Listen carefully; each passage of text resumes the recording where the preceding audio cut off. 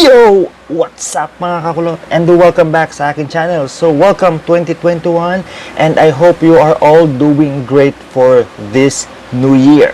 Okay, so this is my first ever vlog for this year and I'm also looking forward to create more vlogs soon. Okay, so for today's video, mag-unbox naman tayo ng aking brand new cellphone na nabili from my savings, half of my savings and half sa aking sahod.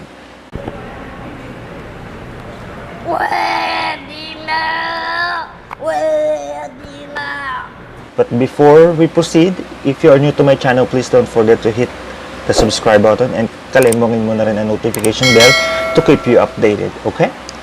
Okay, so before we start, quick shout out muna sa lahat ng aking loyal subscribers, supporters.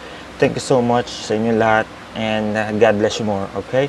Before we also proceed sa unboxing part, please watch this video.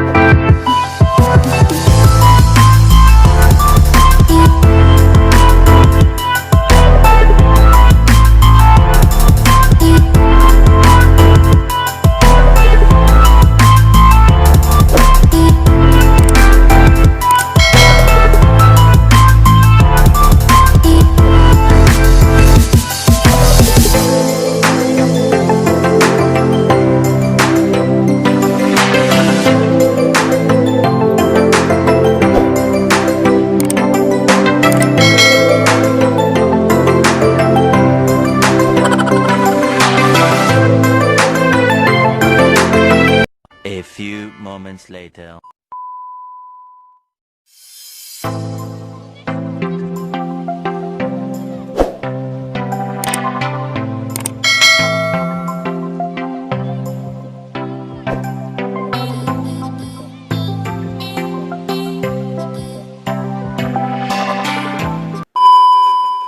Alright, so if you have watched that short video, tinawag ko siyang Uncanning, of course. So kung may unboxing, may Uncanning.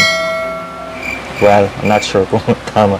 But, so ilalagay ko sa description box kung magkano yung total amount ng coins. And a very quick disclaimer, this is totally a general unboxing. So walang product review and hindi ako masyadong techie type of person. So, it's more of my general observation lang gagawin ko sa nabili kong phone na to, okay?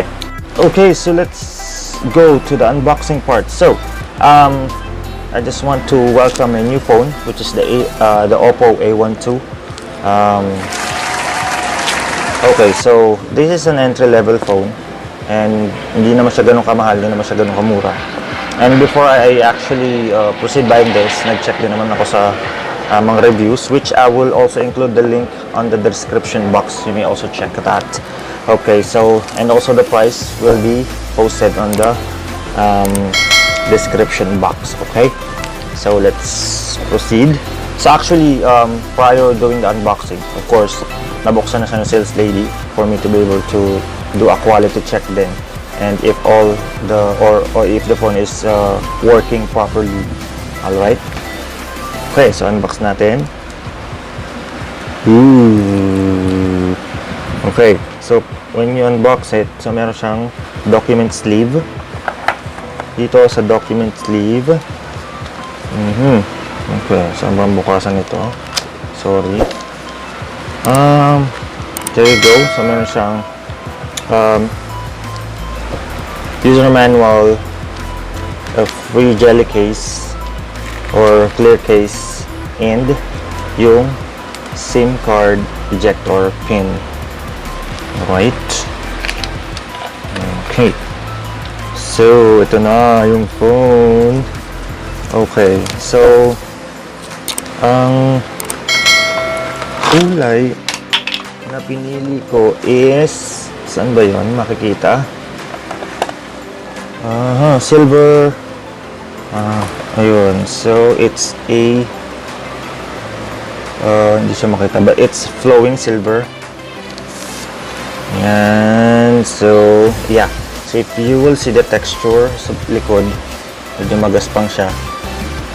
And has a 64GB RAM or memory or whatsoever. With 64 GB.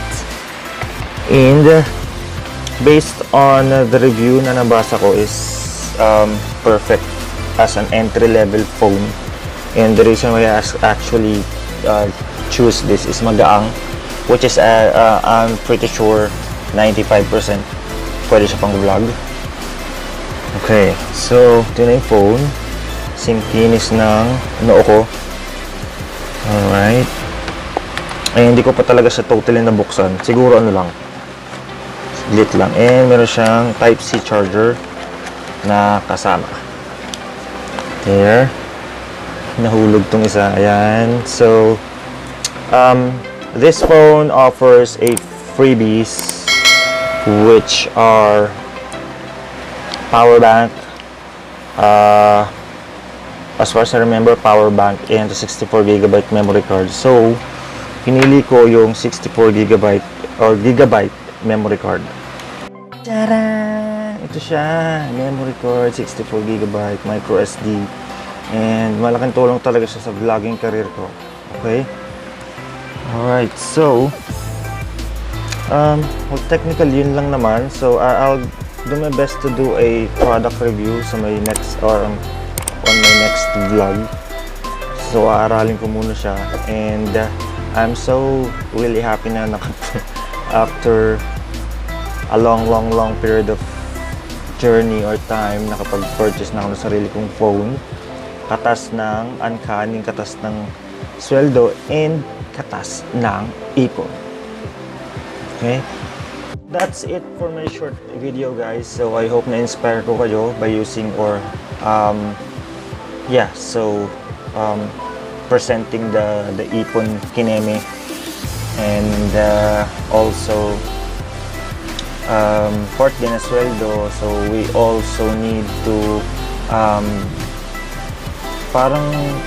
treat ourselves for our hard work. So syempre ayoko naman masok ibang sweldo since I am actually one of the breadwinners here. And so yun lang.